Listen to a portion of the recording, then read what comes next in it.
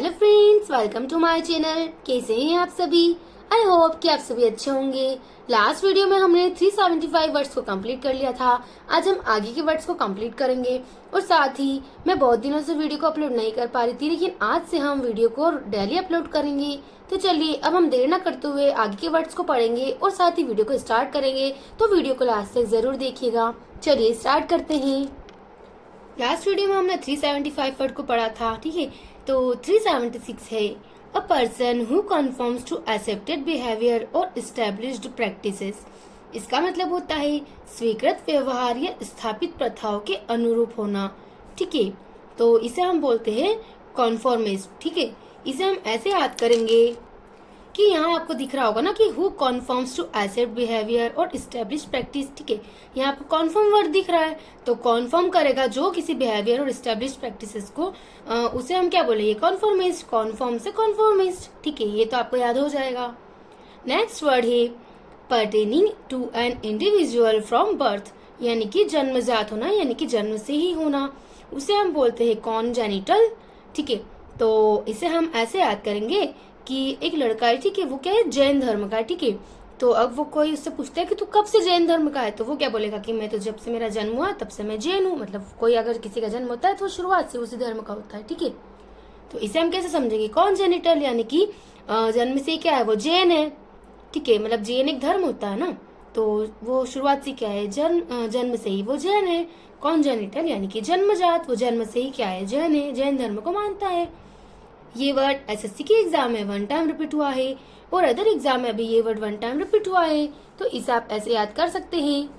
Next word है a corporation made up of a number of different companies that operate in diversified fields, ठीक है।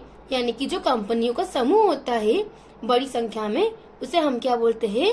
Conglomerate, ठीक है।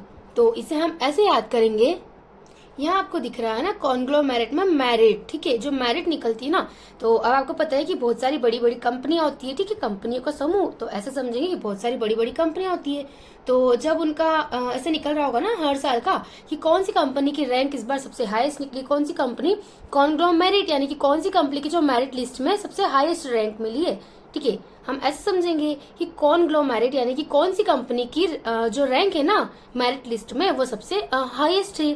तो इसे हम ऐसे समझ के याद कर सकते हैं, कंपनी का समूह यानी कि कौन सी कंपनी की मेरिट सबसे हाईएस्ट रैंक पे पहुंची है, ठीक है। तो इसे हम ऐसे समझ सकते हैं। नेक्स्ट वर्ड है एन असेंबली ऑफ वर्शिपर्स या a group of people who have come together in a religious building for worship and prayer. यानी कि जो धार्मिक सभा होती है ना, जो साथ साथ मतलब जिसमें वर्शिप और प्रेयर किया जाता है बिल्डिंग में किसी में, उसे हम क्या बोलते हैं? कॉन्ग्रीगेशन।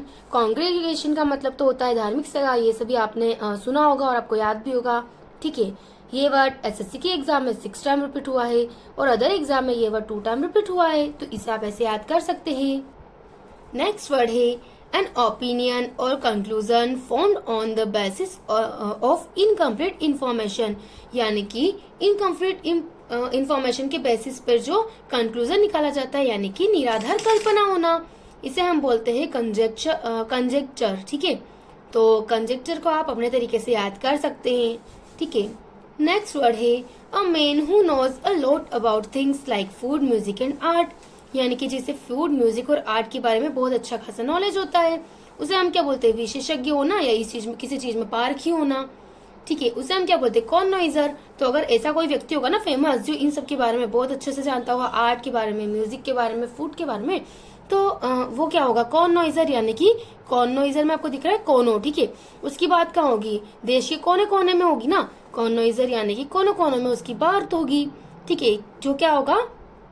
किसी चीज में मतलब आर्टिस्ट होगा बहुत बड़ा, मतलब जिसे अच्छा खासा ज्ञान होगा उस चीज का, उसकी बात क्या होगी? कोने कोने में होगी देश की। तो इसे आप ऐसे याद कर सकते हैं। ये वर्ड एसएससी के एग्जाम में 6 टाइम रिपीट हुआ है और अदर एग्जाम में ये वर्ड 3 टाइम रिपीट हुआ है। नेक्स्ट वर्ड है feeling inside you which tells you what is right and what is wrong. यानी कि मतलब हमारे अंदर से जो फीलिंग आती है ना, जिससे हमें पता चलता है कि क्या सही है और क्या गलत है, उसे क्या बोलते हैं? जमीर या अंतरात्मा, यानी कि कंसाइंस, ठीक है। तो कंसाइंस का मतलब होता है जमीर या अंतरात्मा। ठीक है, तो इसे आप याद कर सकते हैं अपने तरीके से। ये वर्ड एसएससी के एग्जाम में 1 टाइम रिपीट हुआ है और अदर एग्जाम में भी ये वर्ड 1 टाइम रिपीट हुआ है। नेक्स्ट वर्ड है one who does one's work truly and seriously, यानी कि जो अपना काम क्या करता है एकदम सीरियस तरीके से करता है, एकदम कर्तव्यनिष्ठ तरीके से करता है, उसे हम बोलते हैं कंसाइंशियस। ठीक है, यानी कि जो पूरे मन से यानी कि जमीर अंतरात्मा से कर्तव्यनिष्ठ होकर काम करता है, उसे हम बोलते हैं कंसाइंशियस। ठीक है, तो ये दोनों वर्ड मिलते जुलते हैं, आप इन्हें याद कर सकते हैं। ये वर्ड एसएससी के एग्जाम में 2 टाइम रिपीट हुआ है और अदर एग्जाम में ये वर्ड 1 टाइम रिपीट हुआ है। नेक्स्ट वर्ड है compulsory enlistment for military service, यानी कि अनिवार्य सैन्य भर्ती होना, यानी कि अपनी सेवाएं देना उसमें, उसे हम बोलते हैं कंस्क्रिप्शन। ठीक है, तो कंस्क्रिप्शन को भी आप अपने तरीके से याद कर सकते हैं। ठीक है, नेक्स्ट वर्ड है a careful preservation and protection of wild life is the needed of the hour, यानी कि प्राकृतिक संरक्षण देना। ठीक है, यानी कि वाइल्ड लाइफ जो होते हैं ना, उनके लिए प्रिजर्वेशन करना, प्रोटेक्शन देना उन्हें, यानी कि प्राकृतिक संरक्षण करना, उसे हम क्या बोलते हैं कंजर्वेशन। तो ये भी आप सभी को पता होगा कि जो कंजर्वेशन होता है उसका मतलब होता है प्राकृतिक संरक्षण करना। ठीक है, यानी कि जो प्रकृति है उसकी देखभाल करना। ये वर्ड एसएससी के एग्जाम में 1 टाइम रिपीट हुआ है और अदर एग्जाम में ये वर्ड 2 टाइम रिपीट हुआ है, तो इसे आप ऐसे याद कर सकते हैं। नेक्स्ट वर्ड है a careful preservation and protection, sorry ये तो हो चुका है। ठीक है, नेक्स्ट वर्ड है ऑपोजिट टू ग्रेट और सडन चेंज, यानी कि किसी सडनली जो चेंज हो जाता है ना अचानक, उसका क्या करना, ऑपोज करना, यानी कि विरोध करना, यानी कि रूढ़िवादी होना किसी चीज के प्रति और अपरिवर्तनवादी होना। ठीक है, जिसे परिवर्तन पसंद नहीं होता है वो उसका विरोध करता है, उसे हम बोलते हैं कंजर्वेटिव। ठीक है, तो कंजर्वेशन का मतलब होता है प्रकृति को संरक्षण करना। ठीक है, उसके लिए जो बुरी चीज होती है उनको रोकना, प्रकृति का संरक्षण करना, प्रकृति की देखभाल करना। और जो कंजर्वेटिव होता है ना, उसका मतलब भी होता है कि परिवर्तन को रोकना, यानी कि रूढ़िवादी होना, अपरिवर्तनवादी होना। तो इसे आप ऐसे याद कर सकते हैं। नेक्स्ट वर्ड है comfort someone at a time of grief और डिसअपॉइंटमेंट, इसका मतलब होना किसी को सांत्वना देना या किसी को शांत करना, यानी कि कंसोल करना। तो कंसोल करना किसी को, यानी कि किसी को शांत करना या सांत्वना देना, ये भी आप सभी ने सुना होगा वर्ड। ठीक है, तो इससे आप याद कर सकते हैं। नेक्स्ट वर्ड है a secret plan made to do something usually wrong, यानी कि किसी चीज को गलत तरीके से करने के लिए सीक्रेट प्लान बनाना, यानी कि कोई षड्यंत्र करना, कॉन्स्पिरेसी। ठीक है, कॉन्स्पिरेसी का मतलब क्या होता है, षड्यंत्र करना किसी के प्रति, तो इसे आप याद कर सकते हैं। नेक्स्ट वर्ड है a group of stars that forms a shape in sky and has a name, यानी कि जो नक्षत्र तारे होते हैं ना, उन्हें हम क्या बोलते हैं, कॉन्स्टेलेशन।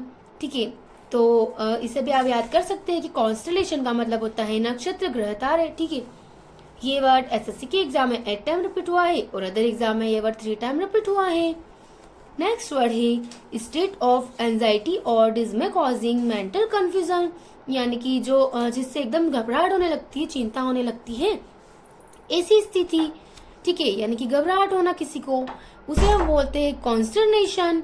ठीक है, तो कॉन्स्टर्नेशन को हम समझेंगे कि एक आदमी है, ठीक है, उसे स्टेशन गया वो क्योंकि उसे बाहर जाना होगा। ठीक है, स्टेशन पे जो प्लेटफॉर्म होते हैं ना, तो वो कंफ्यूज हो गया कि पता नहीं किस प्लेटफॉर्म पर मेरी ट्रेन आएगी। तो कॉन्स्टर्नेशन में आपको स्टेशन दिख रहा होगा। ठीक है, स्टर्नेशन यानी कि स्टेशन। वो कंफ्यूज हो गया कि स्टेशन पे मैं किस प्लेटफॉर्म पे जाऊं कि मेरी ट्रेन मुझे जल्दी से मिल जाए, मतलब उसको पता ही नहीं होगा कौन सा प्लेटफॉर्म पे जाना है। तो वो क्या हो गया, एकदम घबरा गया, उसे घबराहट होने लगी। ठीक है, तो इसे आप ऐसे याद कर सकते हैं। आज की वीडियो में हम इतने ही वर्ड्स रखेंगे, इसके आगे के वर्ड्स को हम नेक्स्ट वीडियो में कंटिन्यू रखेंगे। आपको हमारी वीडियो कैसी लगी कमेंट सेक्शन में जरूर बताइएगा। वीडियो को लाइक और अपने दोस्तों तक शेयर जरूर कीजिएगा। नेक्स्ट वीडियो में मिलते हैं।